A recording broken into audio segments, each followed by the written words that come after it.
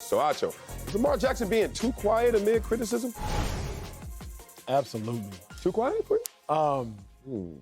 Sometimes, not all the time, but sometimes you got to remind people who you are. Say that. And Lamar Jackson, it's about goddamn time you remind people who you are. Ooh, church going. Acho. First quarterback, 25 or younger with 37 wins. First quarterback ever with multiple 1,000-yard rushing seasons. First player in NFL history to post a game with 400 yards passing and 50 yards rushing and 4 passing touchdowns with no picks. Lamar, sometimes you got to remind people who you are because they'll forget.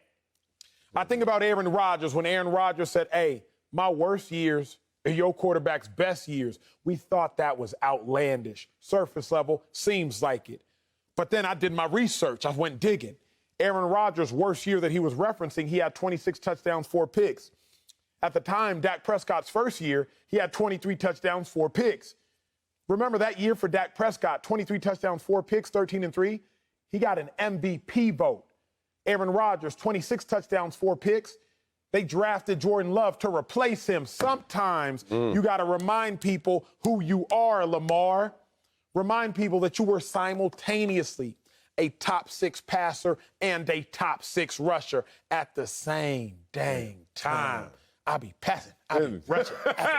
Boy, remind them who you are, Lamar. So, yeah, I think he's being too quiet. I know that being meek does deserve honor. Being meek does deserve rewarding, if you will. But sometimes, Lamar, you got to remind them who you are. I love it. I love it.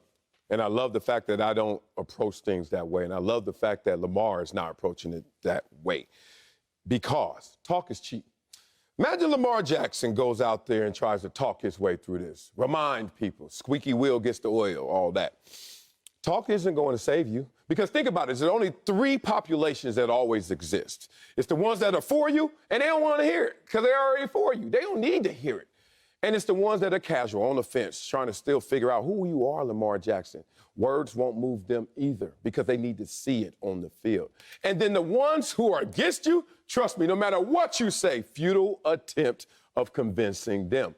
So this all goes down to action.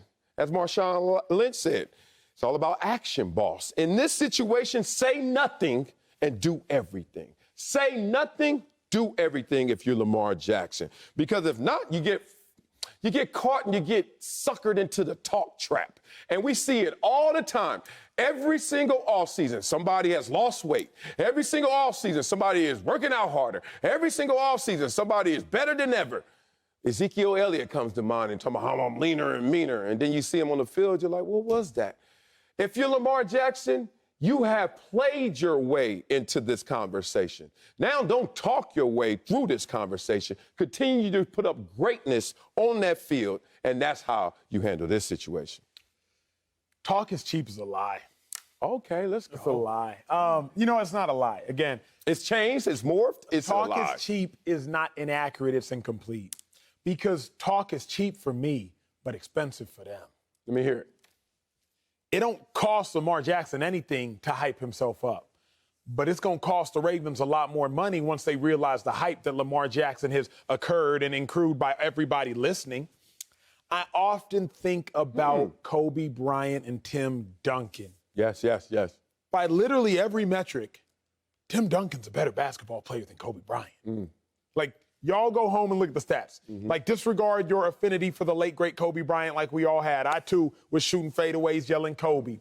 But Tim Duncan, by every metric, was a greater basketball player than Kobe Bryant. But Kobe Bryant talked. So you knew how good Kobe was. I can't recall Tim Duncan in one commercial, not one. I can recall Kobe Bryant in a whole lot. When you think about legacy, Tim Duncan doesn't come to mind often. But Kobe sure does. Tim Duncan, by every statistical metric, was a better basketball player than Kobe Bryant. But we talk about Kobe Bryant. Talk was cheap for Kobe, but it was expensive for the Lakers. It was cheap for Kobe, but it was expensive for body armor. It was cheap for Kobe, but it was expensive for Nike. So talk might be cheap for Lamar, but it's going to be very expensive for the Ravens. Lamar got to start talking because he just got to remind people exactly what it is and who he is. But those people I get what you're saying, but we're not trying to get endorsements. We're not trying to convince the people and get my followers up, or at least my mentions more likable. The organization has millions of dollars of resources to look at their team and self-scout. And then millions of dollars to go out there and scout the other teams. They in that building know the value. That's why they in that building have been saying, we want to negotiate with you.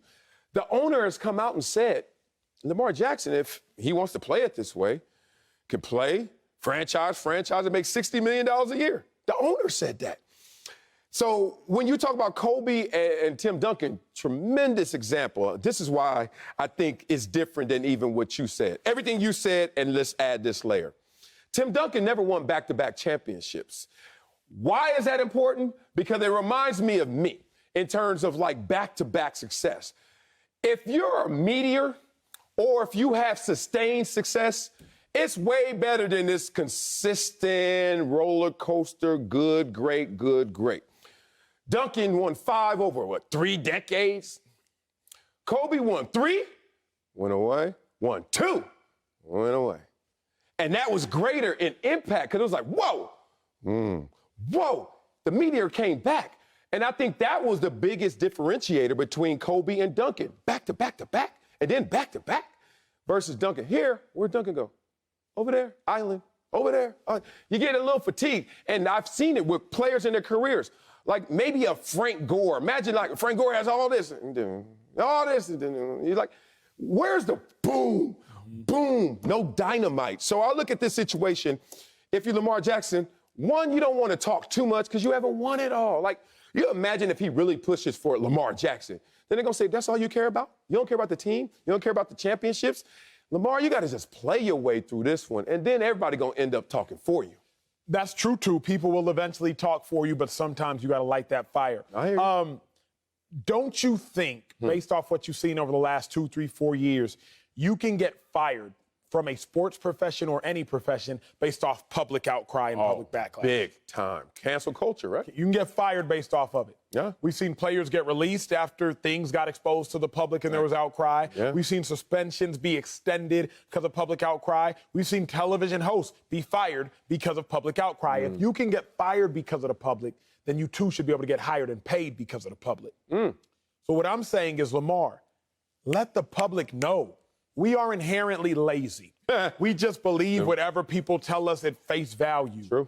So we just gonna think the top 10 quarterbacks or whoever that list was put out by yesterday that we talked about. Oh, Justin Herbert. Yeah, he's better than Lamar. He does rank 7th. Joe Burrow, yeah, he is ranked 5th. Matthew Stafford, yeah, he's better than Lamar at 6th. Dak Prescott, he's got to be better than Lamar. Deshaun, haven't seen him play, but he's better than Lamar. We're just gonna be lazy and believe what they tell us. Lamar, check these fools. Herbert's 15 and 17 as a starter. You won 37 games before 25. Lamar, remind people you younger than Joe Burrow, even though you got drafted and came into the league before him and won a unanimous MVP while he was in college. Check these fools, Lamar, because if you do not, then they will not know.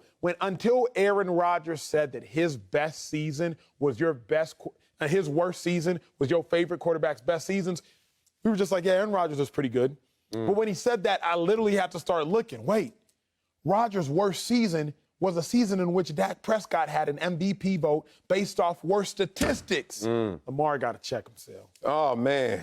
Here's the problem with checking these fools, you said a couple of times. Don't argue with fools. From a distance. From a distance. They ain't going to be able to tell who's who